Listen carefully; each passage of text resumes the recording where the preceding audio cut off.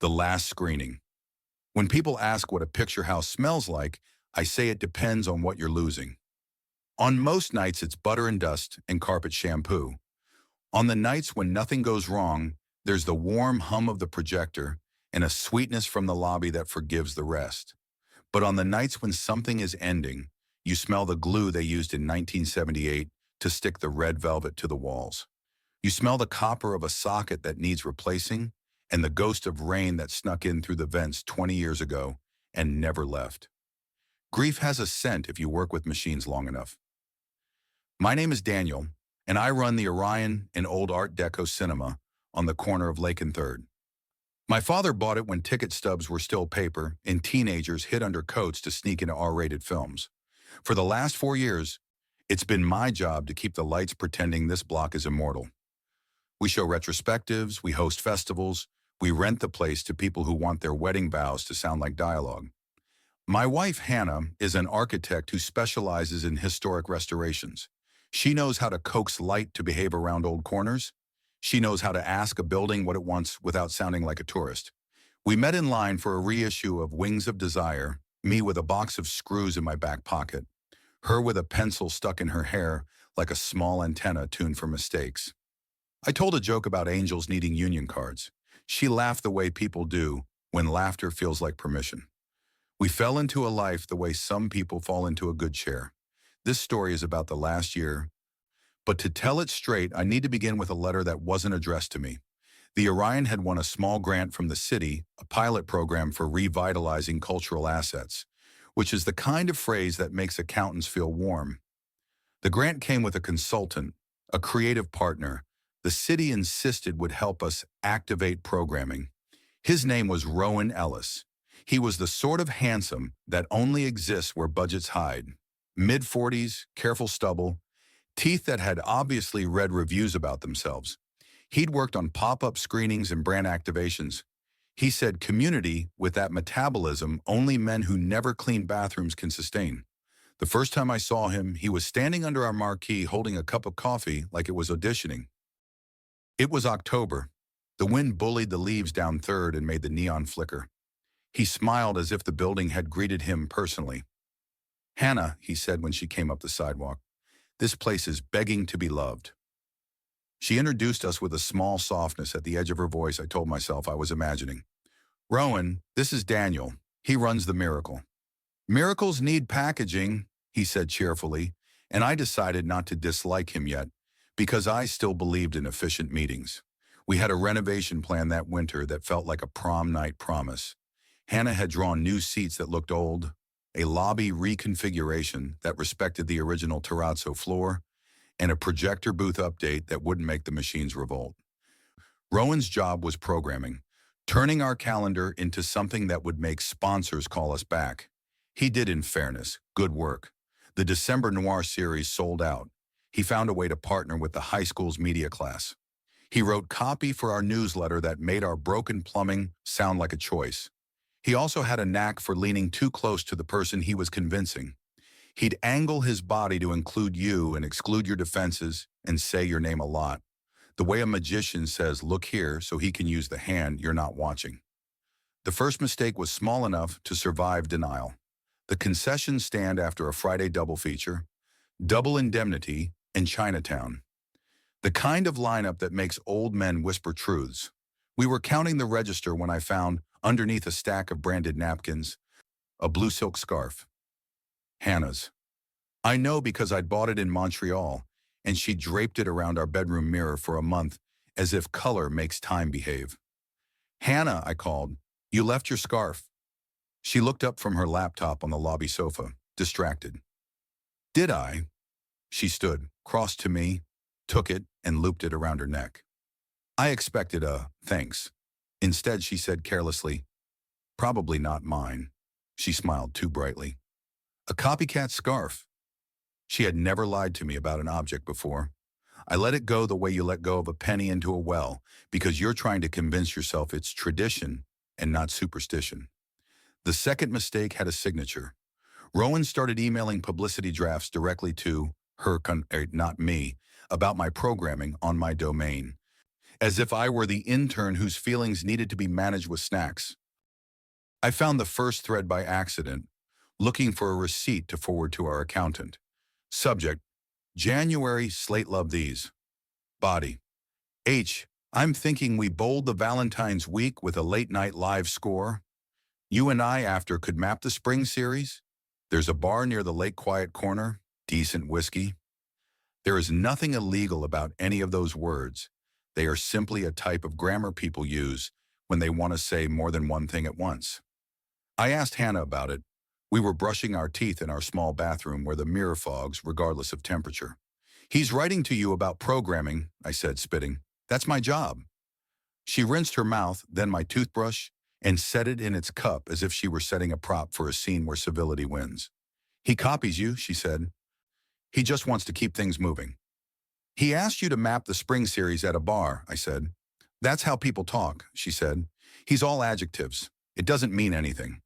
I have lifted a man from a crumpled sedan while his wife asked me if he was going to die, and I said the truth in a volume she could hear.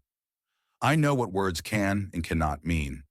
I let this go because the smell of glue from 1978 was faint, and I told myself it was a trick of the season. January was merciless. The storm that tourists call charming iced the lake until it remembered it had power, and we all got humble. The boiler at the Orion obliged by making a thudding noise around the time people like to complain on Yelp. I was busy. Hannah was busier. Rowan sent calendars and PDFs, and can you jump on a quick call? At times of day that belong to people who don't work for buildings. The night that changes this story started with a fuse. A Saturday. A full house for Love on the Run. A mini festival of breakup films Hannah swore would save us on the balance sheet. At 8:17, 5 minutes into the second reel of Before Sunset, half the lobby went dark. The soft half the side with the old arcades in the coat rack. Not catastrophic, but the kind of outage that makes the fire inspector remember your name.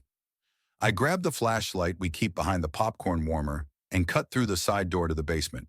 The Orion's basement is a museum of unsolved maintenance. Old seats, a fake palm from a 1990s attempt to make the lobby tropical, boxes of film trailers that got us through Feb 2003. The breaker panel sits on the far wall under a cruel fluorescent. I flipped the suspect switch and the lobby lights sighed back to life. On my way back upstairs, I stopped because of a noise I didn't recognize. Not mechanical, human. The kind of laughter people do when the world can't see the face they used to live in, only the one they used to visit. There's a side hallway off the stairs that leads to nowhere. An old storage closet that ate the key a decade ago. The door frame is warped. The lock doesn't quite keep the door honest. Standing in the shadow, I could see a slice of the hallway where the employees sometimes hide to check their phones. Hannah was there. So was Rowan. Close enough that I could read the label on his cologne if I cared about that brand of cruelty. His hand was on her waist, not gripping, just claiming.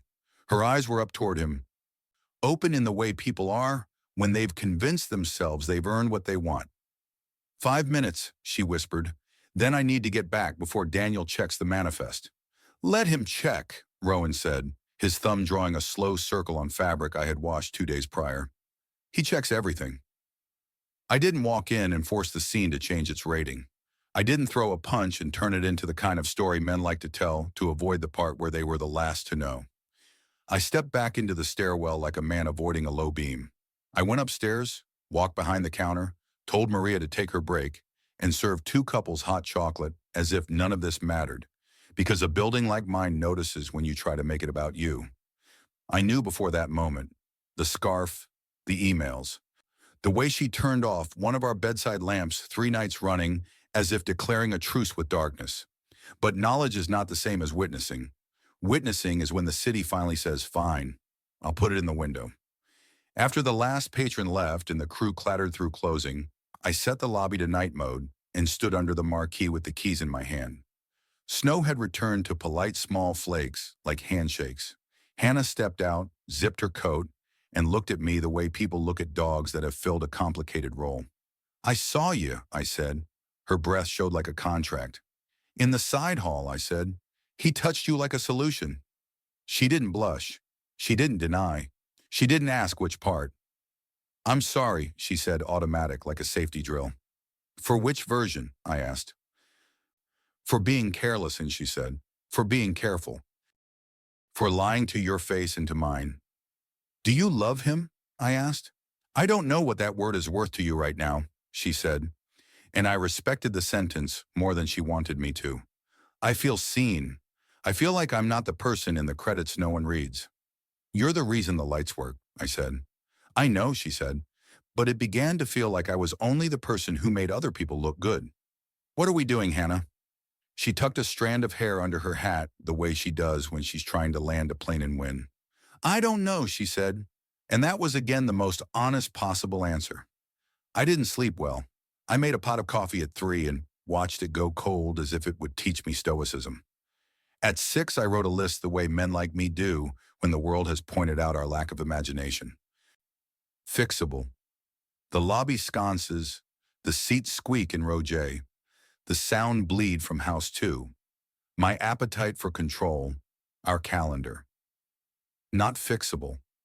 The hallway in the dark, the loop of his thumb, the look on her face, the shape my name made in her mouth when she saw me. By 9, I had made 2 calls, one to the city, to our grant officer, to say I would be stepping back from programming decisions and asking for a reassignment of consultant duties due to a conflict of interest I do not wish to exacerbate. The second to a man named Carl who runs a small projection company out by the highway. How quickly can you lease me a DCP server so I can split the booth and keep House One mine for a while? Control again, disguised as logistics. At noon, Hannah came to the office with an expression I recognized from early in our marriage, back when fear and love sounded similar. She stood in the doorway like the room might inhale her if she let it. I can end it, she said. That's not the verb, I said. You already began it. The reciprocal isn't end, it's own. I own it, she said. I was lonely in a house with a man who never stopped fixing things. I wanted someone to break me out of competence. I know, I said, and now I was tired of knowing. What do you want now? I want to try, she said simply. Not because you deserve my effort, because I do. I'm not a rehab program, I said, but even as I said it, I remembered the woman with the pencil in her hair at Wings of Desire and felt the cheapness of what it would do to replace her with a cautionary tale. We went to counseling. The first session, Hannah cried for real and didn't wipe it away immediately like a professional. I cried for real and apologized for the mess. The therapist was the first adult in the room, kindly merciless. Affairs don't explode marriages, she said. They expose the architecture. What did you both build that made a blowout possible? I wanted to say the city. I wanted to say work. I wanted to say Rowan and his teeth. Instead, I said, I built a life where I win affection by competence. It's a good trick until someone offers a different currency. Hannah said, I needed to be admired without a spreadsheet, and I didn't miss the part where she said needed and not wanted. We had 3 weeks where we were good students. We held hands at the grocery store like a meme. We went to a matinee and sat in the back and made stupid comments that sounded like a dialect we used to speak. She deleted a thread. She showed me her phone one night and said, Scared? I said, yes. And she nodded as if fear were furniture and we could move it together. Then the gala happened. The city wanted a launch event for the revitalized Orion lights. Donors, a mayor who knows where cameras are. Rowan was getting credit. He deserved some. He wanted more. Hannah had designed a temporary installation on the stage floating acrylic panels with vintage posters printed on them, lit from the wings so the colors moved when you did. It was beautiful in a way that felt like an apology. Before doors, I walked the perimeter with my checklist because habits calm me.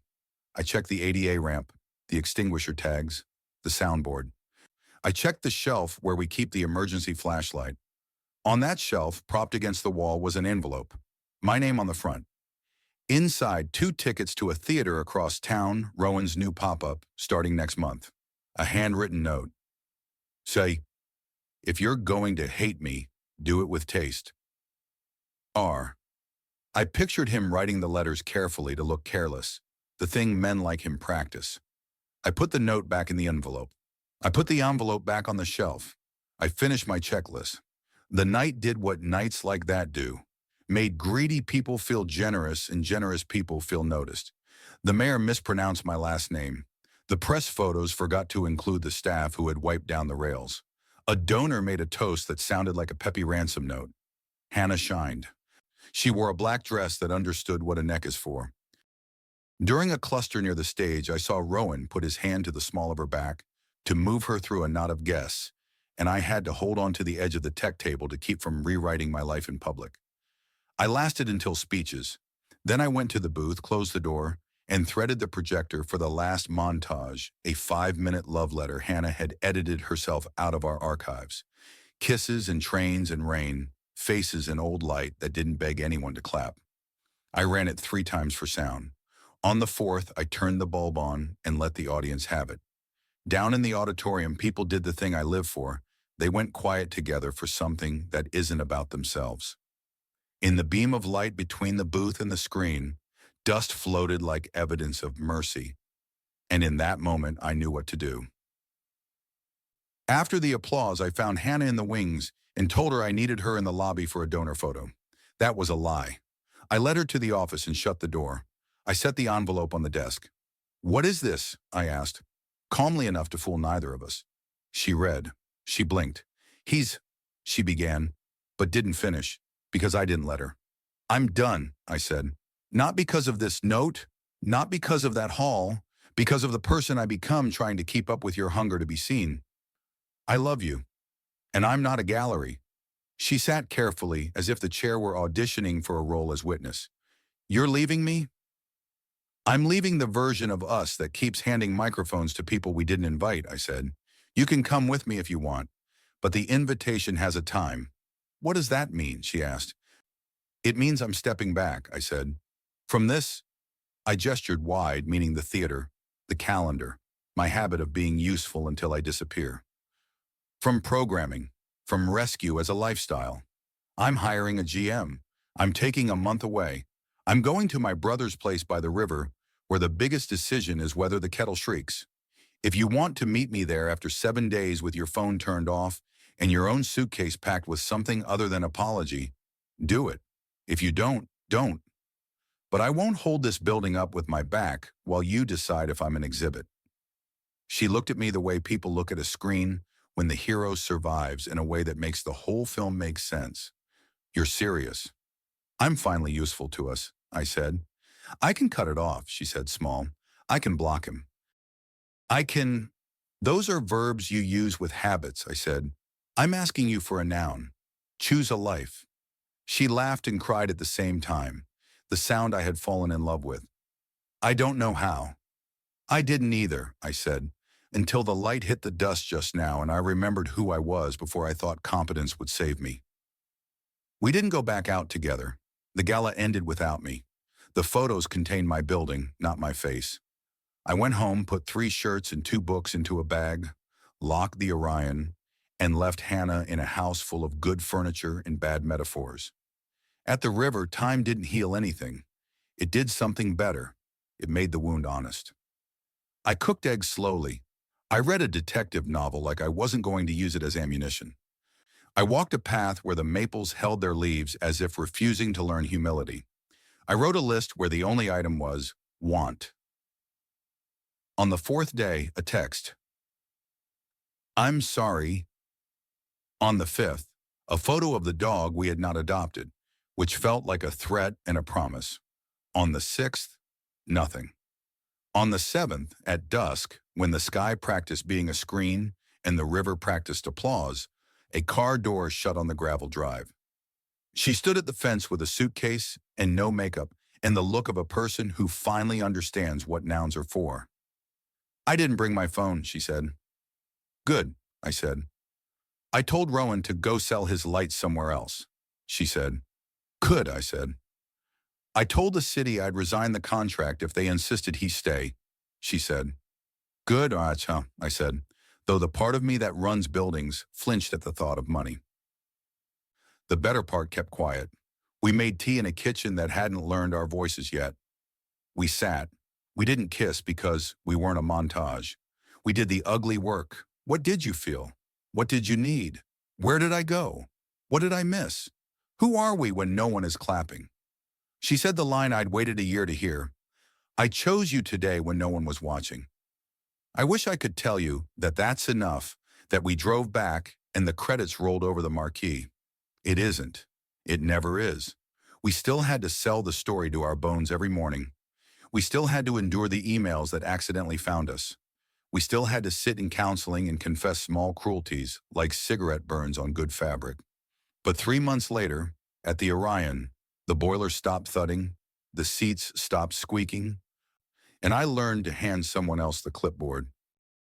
The city replaced Rowan with a programmer who cares about the movies more than she cares about brand photography. Hannah drew a line on a blueprint labeled home and didn't show it to anyone but me. Sometimes couples come out of house one smiling and say things like, "You always pick the best scenes." I nod like a man who finally understands that choosing is the only miracle we get. On quiet nights after the last screening, I stand in the booth with the bulb turned off, and I watch the dust in the air of my life settle like snow no one will shovel for once. I press my palm to the glass, and I thank the room for its patience.